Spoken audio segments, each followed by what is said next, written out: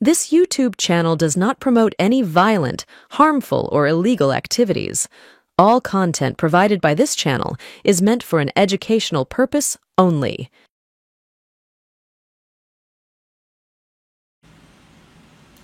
নমস্কার, শুভ সন্ধ্যা। আমি আপনাদের প্রবীর বিশ্বাস, দেখছেন এনকে ডিজিটালের এক্স ফ্যাক্টর। আজকের এক্স ফ্যাক্টর এমন একটা বিষয় নিয়ে করতে হচ্ছে যেটা করতে একেবারেই ইচ্ছে ছিল না বা রুচিবোধেও লাগছে। বামেদের কুৎসিত আচার আচরণের কথা আপনারা দীর্ঘদিন ধরে শুনে এসছেন, দেখে এসছেন। সুশান্ত ঘোষ একদম জলজ্যান্ত উদাহরণ, অনেক ঘোষই আছে, বংশগোপাল চৌধুরী, এরকম অনেক আছে। তো এই বামেদের যেই কুৎসিত যৌন লালসা এবং মহিলাদের অসম্মান করা, এটা নতুন কিছু না। আপনাদের মনে থাকবে আরামবাগের এক সিপিএম নেতা মমতা বন্দ্যোপাধ্যায়ের উদ্দেশ্যে কি নোংরা কথাটাই না বলেছিলেন। তো এই রকম কুৎসিত কথা বলতে বলতে বামেরা লাগাম ছাড়া হয়ে গিয়েছে।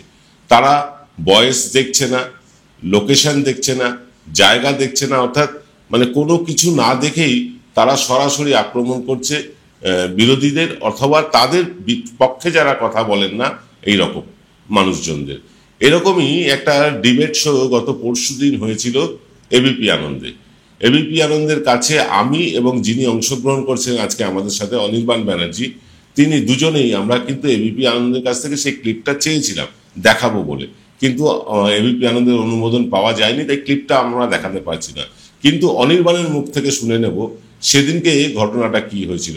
অনির্বাণ, তোমাকে আরো একবার স্বাগত। তোমার এই বক্তব্যের পর আমরা অনিন্দ্য চৌধুরীর একটা বক্তব্য শোনাবো দর্শকদের। তুমি আমাদের সাথে লাইনে থেকে সেই বক্তব্যটা পুরো শুনতে পারবে এবং আমরা সবার প্রথমে জানতে চাইব এমন কি ঘটনা ঘটলো যার প্রেক্ষিতে তোমার শিশু কন্যাকে পর্যন্ত টেনে আনতে হলো এই টেলিভিশন ডিবেটে। দেখো, এটা অত্যন্ত খারাপ লাগছে যে আজকের এই শোটা করতে হচ্ছে। বিষয়টা এমনই যেখানে আমি না চাইতেও আমার কন্যার রেফারেন্স একেবারেই ছোট, তার রেফারেন্স চলেই আসবে। একজন বাবা হিসেবে এর থেকে বেদনার কিছু হয় না।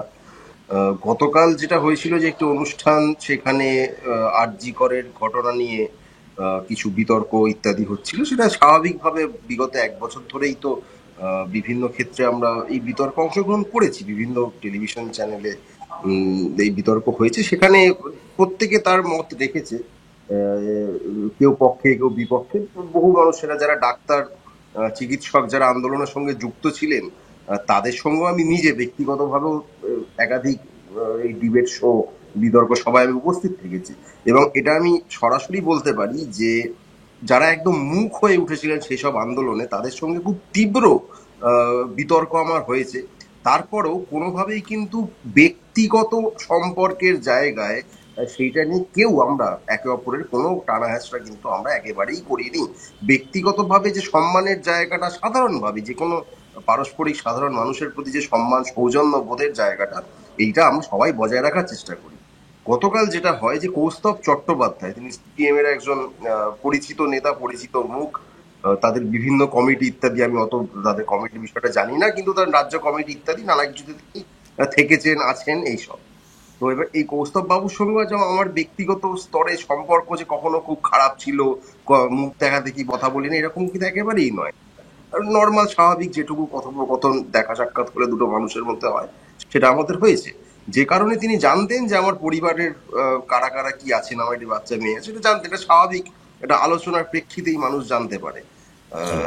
বিষয়টা হলো, আমরা কোনোদিন এটা ভাবি না যে এই তথ্য যখন আমি কাউকে একদম সাধারণ আলোচনার কারণে দিচ্ছি, রাজনৈতিক কোনো বিতর্কে অংশগ্রহণ করতে গিয়ে সে সেই তথ্যগুলিকে টেনে এনে বাড়ির, অর্থাৎ পরিবার পরিজনদের কোনো ব্যক্তিবর্গ, তাদেরকে টেনে এনে তাদের নামে কোনো একটা কথা বলবে। কুকথাও ছেড়ে দিলে, আমি বলছি কোনো কথাই, রাজনৈতিক বিতর্ক যখন হচ্ছে, আমি প্রতিপক্ষের পরিবারকে সেখানে কি করে টেনে আনতে পারি? অত্যন্ত নিম্নমানের কদর্য মানসিকতা না হলে এই ভাবনাটাই মাথাতে আসে না। আমি প্রতিপক্ষের মতামতকে খণ্ডন করব যুক্তি দিয়ে, তথ্য দিয়ে। এবং যেহেতু আমি এবং সে বা আরো বাকি যারা থাকবেন, তারা আমরা একমত নই বলেই তো বিতর্ক। গণতন্ত্র তো এটাই স্বাভাবিক, যে সেখানে একাধিক মত থাকবে। একটি ঘটনা ঘটেছে, সেটা নিয়ে যখন একটা আলোচনা বা বিতর্ক সভা হচ্ছে, সেখানে 1 জন 2 জন 4 জন যখন থাকেন, তারা তো নিজেদের মত দেন যেগুলো একে অপরের সঙ্গে মেলে না। আমরা পাল্টা মতামতটা দিই এবং সেটাই সভ্যতা, যে সেটা সেইটুকুতেই সীমাবদ্ধ থাকবে। এমনকি আমরা উল্টো দিকের লোকটাকেও ব্যক্তি আক্রমণ না করা সেটাকেই সমীচীন বলেই মনে করি, সেটা আমরা চেষ্টা করি একেবারেই যাতে না হয়। এবং পরিবার পরিজন টেনে আনা সে তো ভাবনা চিন্তার বাইরে, মানে এটা যে হতে পারে, এটা যে কেউ করতে পারে, সেই বিষয়টাও কারো মাথাতেই আসার কথা নয়, আমারও আসেনি। আমি প্রায় 2018-19 থেকেই ছোটখাটো বিভিন্ন টিভি চ্যানেল ইত্যাদি অনুষ্ঠান করে আসছি। আজ অব্দি আমি দেখিনি যে কেউ আমার পরিবারের বা অন্য যে কারো পরিবারের মা বাবা বোন স্ত্রী সন্তান তাদের রেফারেন্স টেনে এনে কোনো রকম কথা বলছেন। এক্ষেত্রে যেটা হয়, কৌস্তব চট্টোপাধ্যায় সিপিআইএম এর নেতা আরজি করের ঘটনার প্রেক্ষিতে গতকাল টালা থানার সামনে কিছু একটা কর্মসূচি ছিল অভয়া মঞ্চের, সেখানে সেটাকে উদ্দেশ্য করে যখন প্রশ্ন আমাকে করা হয়, আমি জানাই যে তাদের উচিত সিবিআই এর যে অফিস রয়েছে, সেটা সিজিও কমপ্লেক্স বা নিজাম প্যালেস যাই হোক, সেইখানে গিয়ে বিক্ষোভ দেখানো, টালা থানার হাতে কিছু নেই। শুধু এইটুকু বলা, এখানে আমি দূর দূরান্ত অব্দি না সিপিএম দল না সিপিএম নেতা কৌস্তব চট্টোপাধ্যায়, আমি কোনো রেফারেন্সই টানিনি। পরিবার টরিবার তো প্রশ্নই ওঠে না। শুধুমাত্র সিজিও কমপ্লেক্সে যাওয়া উচিত ছিল এইটা না, তার টালা থানার সামনে না করে, এইটা বলার জন্য কৌস্তব চট্টোপাধ্যায় তার বক্তব্য শুরুই করলেন যে আচ্ছা অনির্বাণেরও তো একটা ছোট্ট মেয়ে আছে, ওর সাথে যদি এরকম, আপনি ভাবুন, মানে এটা আমার মুখে উচ্চারণ করতেও আমার বাচ্চা সম্ভব না আপনাকে উচ্চারণ করা। রাজনৈতিক প্রতিপক্ষকে পাল্টা যুক্তি দেওয়ার বদলে তার বাড়ির একটি বাচ্চার তার সঙ্গে একটা অঘটন ঘটুক এইটা সে কামনা করে সে একটা বক্তব্য রাখতে চাইছে। ঠিক কতটা কুৎসিত কদর্য মানসিকতা হলে কেউ এটা করতে পারে? এখানে একটা সিপিআইএম দলের তিনি এত বড় নাকি নেতা, গোটা তার স্কুলিং, পলিটিক্যাল স্কুলিং বলতে যেটা বোঝায়, ঠিক কি হয়েছে, কিভাবে হয়েছে, কে করেছে, কারা করেছে আমি বলতে পারবো না, কিন্তু যারাই করে থাকুন তারা কিন্তু ব্যর্থ হয়েছে। আর না হলে হতে পারে হয়তো এরকমই বানাতে চেয়েছিলেন, সেটাও হতে পারে। তো আমি সঙ্গে সঙ্গে তাকে তার এই কথার প্রতিবাদ করি যে আপনি পার্সোনাল রেফারেন্স টেনে, বিশেষ করে বাড়ির লোকের রেফারেন্স টেনে আপনি কথা বলবেন না। তাতে তার দুঃখ প্রকাশ তো বহু দূরের কথা, তিনি সেটাকে নিয়ে ব্যঙ্গ করতে থাকেন। এবং তারপরেই একটি বিরতির সময় হয়, বিরতির ফাঁকেও তিনি এই বিষয়টা যে অন্যায় করেছেন বা ভুল করেছেন সেসব নয়, তিনি তখনও কুকথাটা চালিয়ে যান করেনি আমি মনে মনে যে মানে আর পাঁচটা। হুম, আমি খুব আশ্চর্য হয়ে দেখছিলাম সেই তোমাদের সেই বিতর্ক সভায় উপস্থিত ছিলেন বিজেপি নেতা সজল ঘোষ। তিনি মিটিমিটি হাসছেন, এনজয় করছেন, তিনি প্রতিবাদে যাননি। এমনকি সঞ্চালকও কিন্তু তোমার কথা বলার পর প্রতিবাদ করে তার মাইক অফ করে দেননি বা তাকে থামিয়ে দেননি। থামিয়েছেন তবে বিরতিতে যাওয়ার জন্য, মানে তোমার কথাকে খণ্ডন করার জন্য নয়। এটাকে তুমি কিভাবে দেখছো? এটা এটা আবারও আমি একটাই কথা বলতে পারি, দেখুন, হতে পারে সিপিআইএম এই নামটার ব্র্যান্ডের হয়তো ওজনের তলায় সঞ্চালক চাপা পড়ে গেছিলেন কিনা আমি বলতে পারবো না, কিন্তু তার উচিত ছিল তৎক্ষণাৎ কৌস্তব চ্যাটার্জিকে থামানো। কারণ বিতর্ক সভায় কোনোভাবেই যে এই কাজগুলি করা যায় না, এটা সঞ্চালকের দায়িত্বের মধ্যে পড়ে সেই বিষয়টাকে অ্যাড্রেস করা, সেটা তিনি সেই সময় করেননি। হয় তিনি নিজে শুনতে পেয়েছিলেন কিনা আমি বলতে পারবো না, শুনতে পেয়েও যদি ইগনোর করে থাকেন সেটা দুর্ভাগ্যজনক। আর সজল ঘোষের কথা বলছেন, সজল ঘোষ আমি তো তাকে মানে এই ক্যাটাগরিতেই ধরি না। এই বোধ, এটা একটা বোধের প্রশ্ন, এটা একটা পারিবারিক বোধের প্রশ্ন, একটা সামাজিক বেড়ে ওঠার মাধ্যমে আপনি বুঝতে পারেন যে কত দূর অব্দি সীমারেখাটা, সেই সীমারেখা সজল ঘোষ বুঝবে। এই আশা আমি তো দূরের কথা তার কাছের লোকও করে বলে আমি মনে করি না। তার এই নত্যসত্ত্ব জ্ঞানটাই নেই, যার ফলে সে মিটিমিটি আসবে, মনে মনে এইসব চিন্তা ভাবনা তারও তো চলে। তার যা কার্যকলাপ শুনেছি বা তার কথাবার্তার বিভিন্ন সময় ধরন অনুষ্ঠানগুলোতে দেখেছি, তাতে তিনি যে খুব ভদ্র মানুষ এমনটা তো নয়। তিনি বেসিক্যালি কৌস্তব চট্টোপাধ্যায়কে বিষয়টাতে একরকম সমর্থনই পরে তার যে বক্তব্য ছিল। কিন্তু বিরতির সময় যেটা হয় যে সেই সময়ও কৌস্তব চট্টোপাধ্যায় এটা নিয়ে কোনো রকম দুঃখ প্রকাশের ধার ধারেননি, বরং ওই একই জিনিস খোঁচা দিয়ে কথা বলাটা চালিয়ে যান। আমি চুপ করে তখন শুনে কিচ্ছু বলিনি, কিন্তু মনে মনে তখনই ঠিক করে নিয়েছিলাম যে এর পাল্টা সমুচিত জবাব দিতেই হবে। আমি অনির্বাণ বন্দ্যোপাধ্যায়, আমার রাজনৈতিক অবস্থান ইত্যাদি পেশাগত জায়গা সব ভুলে যাব, একটা জিনিস আমি ভুলতে পারবো না যে আমি একটি মেয়ের বাবা। আমাকে কেউ হাজার আক্রমণ করতে পারে, হাজার খারাপ কথা বলতে পারে, আমি সেগুলো গায়ে মাখবো না, কিন্তু আমার মেয়েকে নিয়ে কোনো একটা সামান্য কথাও সেটা সহ্য করা আমার পক্ষে সম্ভব নয়। একজন মেয়ের বাবা, কোনো মেয়ের বাবা এটা সহ্য করতে পারে না। ঠিক তখনই আমি সিদ্ধান্ত নিই যে যে জিনিসটা সাধারণভাবে একেবারেই করি না। আমি কৌস্তব চ্যাটার্জির কেচ্ছা কেলেঙ্কারি, তার সাসপেন্ড হওয়া সবটাই জানতাম, বহুদিন ধরেই সেটা জানি, এমন নয় যে জানতাম না। কিন্তু কোনোদিনই কোনো ডিবেটে তার মুখোমুখি পড়ে আমি ওই রেফারেন্স কোনোদিন টানিনি। কিন্তু গতকাল আমি ঠিক করেছিলাম যে এর এই অসভ্যতাম, এর এই বর্বরতা, এটাকে শুধু অসভ্যতাম, এটাকে বর্বরতা বলে, যে অন্যের নাবালিকা কন্যাকে টেনে এনে এই ধরনের কথা বলা, সেটাকে আমি থামাবই। এবং কৌস্তব চট্টোপাধ্যায়, যারা দর্শক বন্ধুরা জানেন না তাদের জন্য বলে রাখি, তিনি একাধিক যৌন কেলেঙ্কারিতে অভিযুক্ত হয়েছিলেন, তার দল তাকে সাসপেন্ড করেছিল। এটা 2018 সালের ঘটনা। একাধিক, এক নয় একাধিক। এবং এই বিষয়ে সাংবাদিক বন্ধু অনিন্দ্য চৌধুরী, তার কাছে আরো বেশি তথ্য আছে। তুমি যদি তার সঙ্গে আশা করছি কথা বলবে, সেটা আরো বেশি একদম। বিস্তারিত বলতে পারবে। হ্যাঁ, তো সেই তোমার সাথে বিষয়টা আমি কথা বলার সরাসরি পরেই তোমার সাথে কথা বলার পরেই আমরা অনিন্দর অডিও ক্লিপ শুনবো, অডিওতে কথা বলবো আমরা। কিন্তু আমি একটা কথা বলছি, তুমি বোধের কথা বলছিলে, সেই বোধ থেকেই হয়তো আজকে আমাদের এই অনুষ্ঠানটা করা। কারণ এই অনুষ্ঠানটা করতে আমারও ভালো লাগছে না। তোমার কন্যা সন্তানকে আমি ব্যক্তিগতভাবে চিনি, সে আমার মানে নাতনি সমান, মানে তার সম্বন্ধে আলোচনা করছি আমাদের চ্যানেলে, এটা আমার নিজেরও ভীষণ খারাপ লাগছে। একটা কথা তুমি আমাদের শুধু বলো, ব্রেকের সময় সঞ্চালকের ভূমিকা কি ছিল? না, সঞ্চালক এই নিয়ে কোনো রকম কথাই বলেননি। তার তার যে পিসিআর এর সঙ্গে তার যে কথাবার্তা সেইটুকুই চলছিল। এই প্রসঙ্গে ধার কাছ দিয়ে তিনি যাননি বা কেউই যায়নি। তখনও কৌস্তব চ্যাটার্জি ও অন্যান্য যে অতিথি ছিলেন তাদের সঙ্গে বেশ খোঁজ গল্পে মেতেছিলেন, এবং আমার দিকে উদ্দেশ্য করে কিছু যাকে বলে কুৎসিত কিছু ইঙ্গিত করে কথাবার্তা চালিয়ে যাচ্ছিলেন। আমি সেখানে করে বসেছিলাম, আমি কিছু বলিনি। আমি কোনোদিন সঞ্চালককে আজ অব্দি অভিযোগ করিনি, কালকেও করিনি। আমি নিজেরটা নিজে বুঝে নিতে জানি। এবং কালকে যেটুকু তাকে পাল্টা বুঝিয়েছি, এটা শুধু আমি বলতে চাই, এই বোঝানোটা সবে শুরু হলো। কৌস্তব চ্যাটার্জি যে ভুল জায়গায় হাতটা দিয়েছে, আমার পরিবারকে যেভাবে টেনে এনেছে, এর ফল তাকে দীর্ঘদিন ভুগতে হবে। তার যাবতীয় অন্ধকার দিক, তার যাবতীয় কেলেঙ্কারি কেচ্ছার দিক, যেটা সাধারণভাবে আমি কখনো রেফার করিনি, কোনোদিন ভাবিও নি যে করতে হবে, কিন্তু এরপর যখনই তাকে পাবো, এই জিনিসটা তাকে শুনতে হবে যে তার অতীত আসলে ঠিক কতটা কদর্য, কতটা নোংরা, কতটা অশ্লীল কাজকর্ম সে নিজে করে এসছে, এবং তার দল তাকে সাসপেন্ড করেছিল, অন্য কেউ করেনি। এর অন্য কোনো দল তার দিকে আনেনি। তার দলের ভেতরে কেউ অভিযোগ করেছিলেন, একাধিক মানুষজন অভিযোগ করেছিলেন, তার ভিত্তিতে তার দল তাকে সাসপেন্ড করেছিল।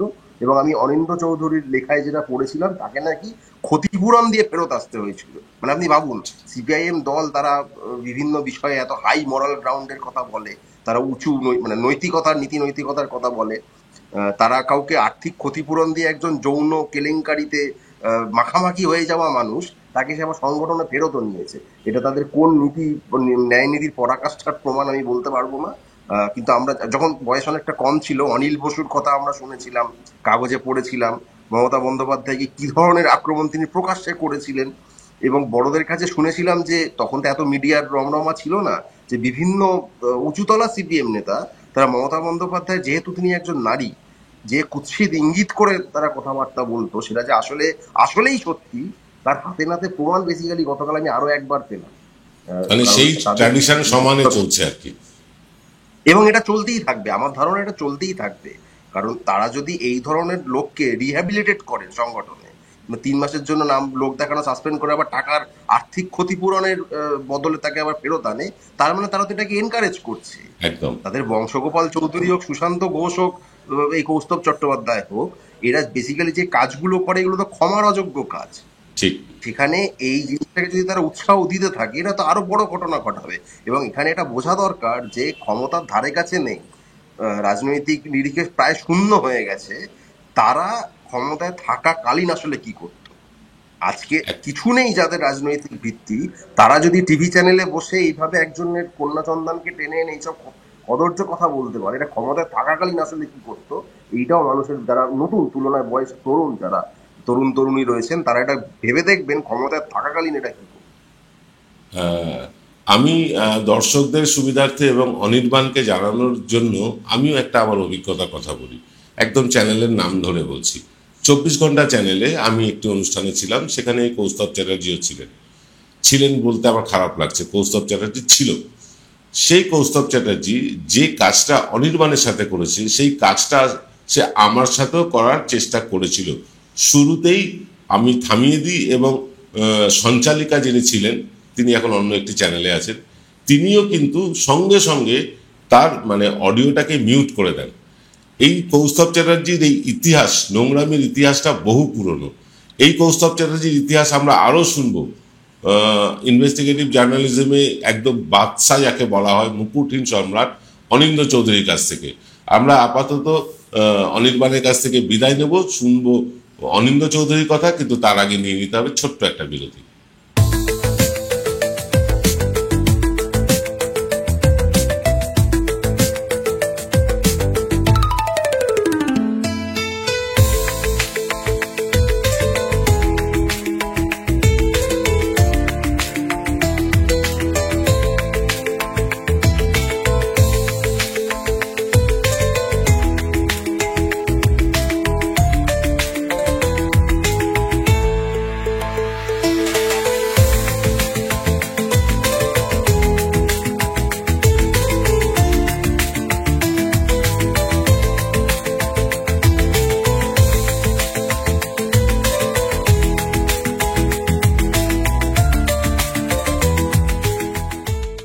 জয়গুরু রত্নভান্ডার জ্যোতিষীমা, এখানে গোল্ড মেডেলিস্ট জ্যোতিষী বসেন। হাই কোয়ালিটির আসল গ্রহরত্ন সবচেয়ে কম দামে এখানে পাওয়া যায়। স্থান বেলঘড়িয়া, রানী পার্ক, বটতলা, 2 নম্বর রেলগেটের নিকটে। 9681345722 এবং 9007778922। Found Kolkata's first ever sweet shop serving so unique items like Dab Malai Curry, Motichur Truffle, Gajor Borfi, Dab Kalakand, and I had to try them. শুধু তাই নয়, শক্তিগড়ের ল্যাংচা, বর্ধমানের সীতাভোগ, মালদার পোস্তকদম, বহরমপুরের ছানা বড়া, এগুলো সবকিছু খেতে হলে আর এত দূরে যেতে হবে না। সুন্দরিনী ন্যাচারালস এ পেয়ে যাবে পশ্চিমবঙ্গের বিখ্যাত 10টা জেলার মিষ্টি all under the same roof. এদের বেস্ট সেলার্স কচি ডাবের শাঁস দিয়ে বানানো ডাব মালাইকারি আর কলা পাতায় মোড়া গুড়ের সন্দেশ পাতুরি আর a must try.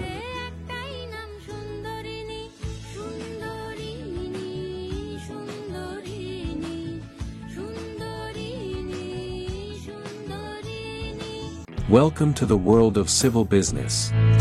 A Bengali business personality and the most successful business group, Roy Construction Group of companies, now coming Sarib, West Bengal. Mr. Anup Roy, the managing director of the Roy Construction Group company, ready to serve his native land, the mother Bengal.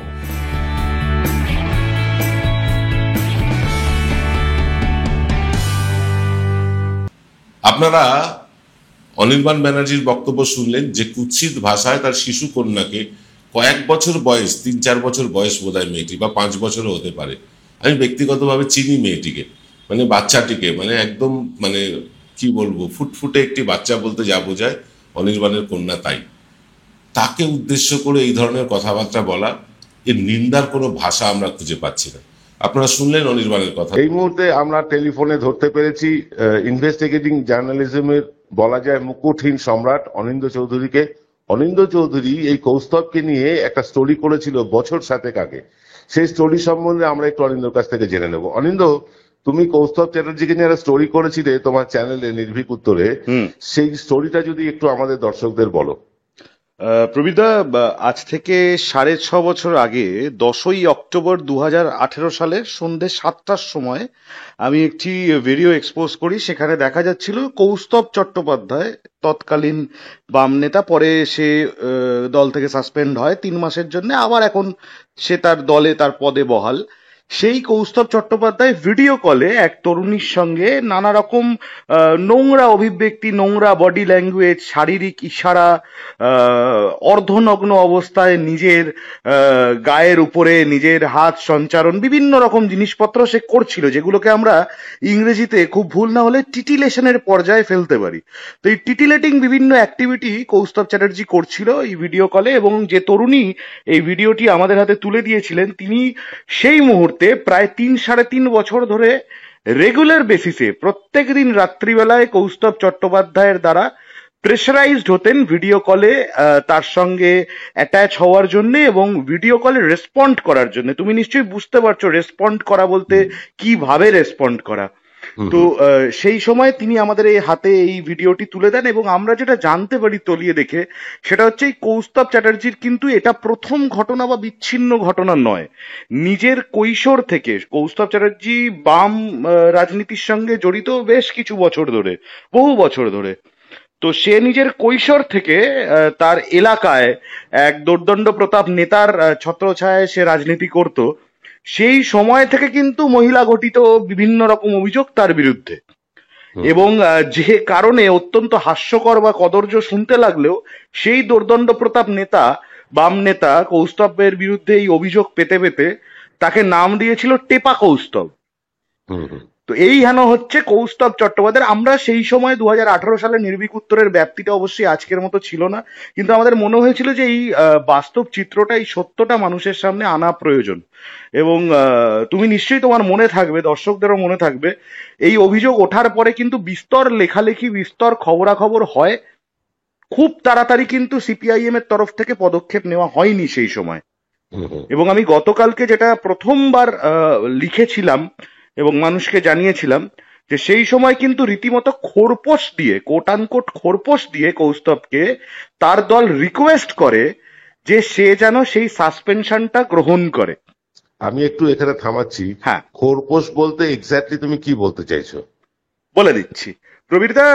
সেই সময় কৌস্তব চট্টোপাধ্যায় যেহেতু ততদিনে সে ছাত্র রাজনীতি এবং DYFI, SFI এবং DYFI দুটোতেই simultaneously বেশ একটা উঁচু জায়গায় পৌঁছেছে, 2018-র কথা আমি বলছি। Kaustav was expose to a lot of things. তার পার্টির ভেতরে অনেক বিষয় সে অবগত ছিল, অনেকের সাথে তার ওঠা বসা ছিল।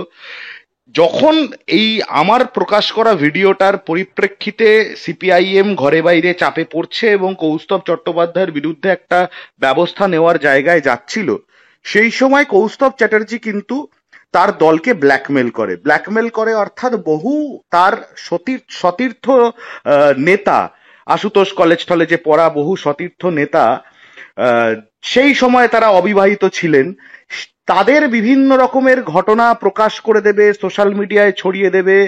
তারা যে সমস্ত মহিলাদের সঙ্গে বিভিন্ন রকম 19-20 কোট আনকোট বিষয়ে জড়িত, সেই সমস্ত মহিলাদেরকে দিয়ে সোশ্যাল মিডিয়ায় সারফেস করিয়ে দেবেন, এই ধরনের নানা রকম বিষয় কৌস্তব তখন বলতে থাকেন। সেই সময় সিপিআইএম বুঝতে পারে যে একদিকে যেমন কৌস্তবকে শাস্তির মুখে না ফেললেও হবে না, আবার কৌস্তবকে শাস্তির মুখে ফেলতে গিয়ে সিপিএম এর কিন্তু অনেক বড় একটা, কি বলবো, মানে সুইসাইড বম্বিং এর মতো হয়ে যেতে পারে। তো সেই সময় সিপিআইএম এর তরফে, ওরা তো তুমি জানোই মানে ধামাচাপা দেওয়ার মাস্টার, সে বংশগোপাল থেকে শুরু করে আর সুশান্ত ঘোষ, সব বিষয়ে ওরা ধামাচাপাটাই প্রথম চেষ্টা করে। তো সিপিআইএম তখন বসে নিজেদের মধ্যে আলোচনা করে আলিমুদ্দিন সিদ্ধান্ত নেয় কৌস্তব চ্যাটার্জিকে 3 লক্ষ টাকা দিয়ে, 3 লক্ষ টাকা খোরপোশ দিয়ে তারা রিকোয়েস্ট করবে যে এই সাসপেনশনটা, 3 মাসের সাসপেনশনটা অ্যাকসেপ্ট করতে। সর্বহারার দল 3 মাস একজনকে সাসপেন্ড করবে, তাও এরম নোংরামির অভিযোগ এবং প্রমাণ সহ অভিযোগ। সেই 3 মাসের দাম হচ্ছে 3 লক্ষ টাকা। এই ছিল খোরপোশের মানে। তার মানে বলতে পারি, মানে সিপিআইএম করলে কেউ যদি এই ধরনের অনৈতিক আচরণ করে তাহলে মাসে 1 লক্ষ টাকা দিয়ে ছাড় পাওয়া যায়। হ্যাঁ, এবার হয়তো আমি জানি না 6.5 বছরের রেটটা অনেকটা বেড়েছে, ওরা তো মানে বেশ বিত্তবান দল, প্রচুর টাকা পয়সা ওদের, যদিও পোশাকি নাম সর্বহারা, কিন্তু এখন হয়তো রেটটা বেড়েছে। তবে এই ট্রেন্ডটা কিন্তু ওদের আজও যায়নি, এটা আমি তোমায় নিশ্চিত করে বলতে পারি। হালে আমি যখন এক্সপোজ করেছিলাম বংশগোপালের ম্যাটারটা, সেখানেও কিন্তু ভদ্রমহিলাকে বহুভাবে সিপিআইএম, এবং আমি নাম করে বলছি মোহাম্মদ সেলিম, বিভিন্নভাবে সেই ভদ্রমহিলাকে মিসগাইড করা, এমনকি ওরা যেটা ইন্টারনাল ওদের তদন্ত কমিটি আছে বলে দাবি করে, এবং আরজি করের সময় যে তদন্ত কমিটি স্থাপনের স্বার্থে নাকি ওরা আন্দোলন করছিল, সেই তদন্ত ইন্টারনাল কমিটি তাদের, সেই কমিটিও ভদ্রমহিলার স্টেটমেন্ট নিয়ে ওপরে ডেটটা লেখেনি। আমি তোমাকে কোট করে বলছি, এই বংশগোপালের ম্যাটারে, বংশগোপালের বিষয়টা নিয়ে ভদ্রমহিলা অভিযোগকারিনী স্টেটমেন্ট দিয়েছিলেন, তার ডেটটা সেখানে মেনশন করা হয়নি ওই ইন্টারনাল কমিটির দ্বারা, যাতে 90 দিনের মধ্যে রিপোর্ট জমাটাকে নিয়ে কেন্দ্র করে তারা একটু 19-20 করতে পারে। এটা সিপিআইএম এর ট্রেন্ড প্রবীরদা। They are existing, they are surviving on sexual scandals. এবার আমার শেষ প্রশ্ন, গত পরশু দিনকে একটি টেলিভিশন ডিবেট শোতে অনির্বাণ ব্যানার্জি, যিনি আমাদের সাথে এখনো আছেন, অনির্বাণ ব্যানার্জির কন্যাকে, মানে একেবারে শিশু কন্যা, তাকে উদ্দেশ্য করে কিছু নোংরা ইঙ্গিত করতে থাকে এই কৌস্তব চ্যাটার্জি। এটা নিয়ে তোমার বক্তব্য কি? আমি সেই ক্লিপটা দেখেছি প্রবীরদা, এবং আমি তোমাকে বলছি অনির্বাণ বন্দ্যোপাধ্যায় একজন অত্যন্ত দায়িত্বশীল বক্তা। আমি তাকে বিভিন্ন জায়গায়, বিভিন্ন চ্যানেলে, বিভিন্ন সময় আমি বক্তব্য রাখতে দেখেছি, এবং আমি দেখেছি তিনি খুব পয়েন্টে স্টিক করে কথা বলেন। তিনি কিন্তু আনপার্লিয়ামেন্টারি কথা, আনকনস্টিটিউশনাল কথাবার্তা বলেন না। এবার আমি বুঝতে পারছি কৌস্তব চ্যাটার্জি এক্সপেক্ট করেনি যে অনির্বাণকে চট করে ফেস করতে হবে। অনির্বাণের কথার সামনেও একটু অস্বস্তি বোধ করে ফেলেছে এবং বাড়াবাড়ি করে ফেলেছে। আমার বক্তব্যটা হচ্ছে সিপিআইএম এবং বিজেপি, ওখানে মনে হয় সজল ঘোষও ছিল, লোকের বাড়ির লোক, লোকের, এমনকি আমাদের রাজ্যের শাসক দলের একজন মহিলা বিধায়কের নাম বিকৃত করে বিভিন্ন রকম নোংরা অভিব্যক্তি করা, এইসব করায় সিদ্ধহস্ত ওই সজল ঘোষও ওখানে ছিল। আমার বক্তব্য প্রবীরদা, বাংলার মানুষ এগুলো দেখছেন, এবং অনির্বাণের কন্যার নামটা কৌস্তবের মুখ দিয়ে উচ্চারিত হয়েছে বা তার উল্লেখটা উচ্চারিত হয়েছে, এতে অনির্বাণের কন্যার বা অনির্বাণের পরিবারের বা অনির্বাণের কোনো ক্ষতি হবে না। কিন্তু কৌস্তব চ্যাটার্জি কিন্তু আরেকবার প্রমাণ করে দিল, এবং সেখানে বসে থাকা সজল ঘোষ একদম মুখে সেলোটেপ লাগিয়েছিল। সে কিন্তু একবার বলতে পারলো না, যারা নাকি দুদিন বাদে নারী সম্মান যাত্রা করবে, সেই নারী সম্মান যাত্রার বড় হোতা সজল ঘোষ, তার সামনে একটা দুধের শিশুকে নিয়ে ইঙ্গিতপূর্ণ উক্তি করছে অন্য একটি রাজনৈতিক দলের লোক, সেখানে সজল ঘোষের মুখে সেলোটেপ, হালকা মুচকি হাসি। বাংলার মানুষ এগুলো দেখছে, এবং বাংলার মানুষ এগুলো যখন সুদে আসলে ইন্টারেস্ট সহ ফেরত দেবে, তখন মুশকিলটা কি বলতো, তখন এরা খুব কাঁদে, গায়ে জল ফল মেখে, মাথা চুল ফুল উস্কো খুস্কো করে মাটিতে শুয়ে ঠুয়ে কাঁদে। কিন্তু সেই কাদার দিনটা আবার খুব তাড়াতাড়ি আসছে, মাস 6-7 কি বাকি আছে। তুমি সেলোটেপের কথা বললে, আর তুমি নিজেও একজন সাংবাদিক। যে টেলিভিশন শোতে এই অনুষ্ঠানটা হচ্ছে, সেখানে তো আমরা সঞ্চালককেও, সেই সাংবাদিককেও মুখে সেলোটেপ লাগিয়ে থাকতে দেখেছি। আমি ওইটার উল্লেখ করলাম না, তার কারণ সজল ঘোষ বা কৌস্তব চ্যাটার্জি থেকে যেটুকু বা এক্সপেক্ট করা যায়, এবিপি আনন্দ থেকে ওটুকুও এক্সপেক্ট করা যায় না। এবিপি আনন্দ হচ্ছে প্রবীরদা সব থেকে বড় প্রহসনের নাম। এবিপি আনন্দের যখন আতে ঘা লাগে, তখন সেই বিষয়টা সম্প্রচার করা থেকে তারা বিরত থাকে, এবং তারা তখন মুখে বুলি ফোটে তাদের। তারা বলে যে আমরা সামাজিক দায়বদ্ধতা পালন করার স্বার্থে অমুক বিষয়টা সম্প্রচার করতে পারলাম না। এই অমুক বিষয়গুলো, সামাজিক দায়বদ্ধতার কথা ওদের কখন মনে পড়ে?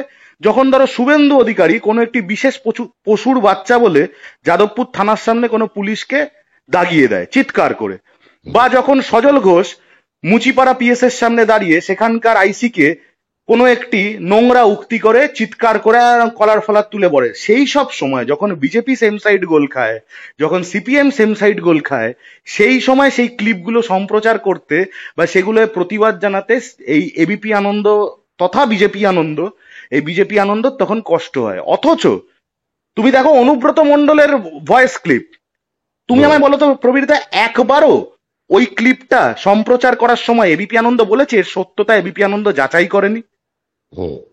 একবারও বলেনি, কারণ এর সত্যতা যাচাই করেনি এটা বলার কোনো দায়বদ্ধতা তাদের নেই।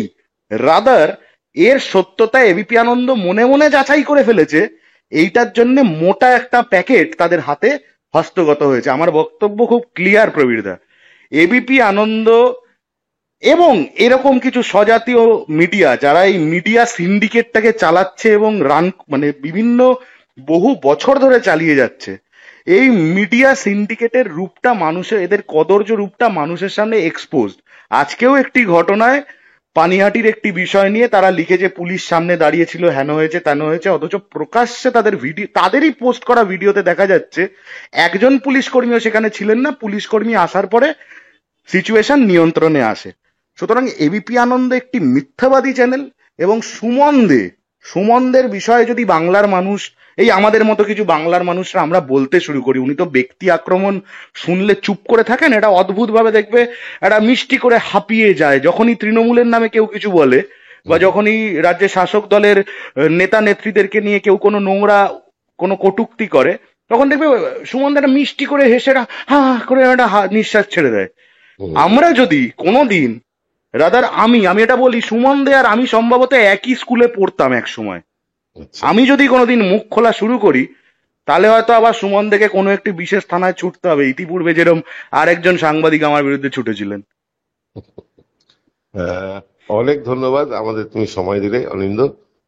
তোমাকে অনেক ধন্যবাদ এনকে ডিজিটালের পক্ষ থেকে। অনেক ধন্যবাদ প্রবীরদা, অনেক ধন্যবাদ। শুনলেন অনিন্দ চৌধুরীর কথা। অনিন্দ চৌধুরী ইনভেস্টিগেটিভ জার্নালিজমে যার জুড়ি এখন বাংলায় একটাও নেই। তিনি গত 6.5 বছর আগে তিনি তুলে এনেছিলেন এরকম একটা ভিডিও, যেটা আপনারা স্ক্রিনে দেখেছেন আর বারবার দেখাতে চাই না। এইবার মানে এখন এমন ফ্যাসাদে তারা রয়েছে সিপিএফ যে তারা বলতেও পারবে না এটা এআই জেনারেটেড, কারণ ভিডিওটা 6.5 বছর আগে। এআই জেনারেটেড ভিডিও বলা যাবে না, বা এটা এডিটেড ভিডিও এটাও বলা যাবে না।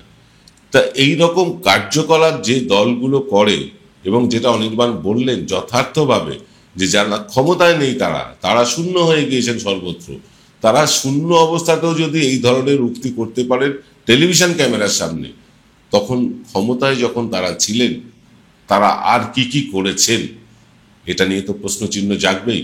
সেই প্রশ্ন রেখে গেলাম আপনাদের কাছে। আজ এই পর্যন্ত। আগামীকাল সকালবেলা দেখা হবে আবার আপনাদের সাথে।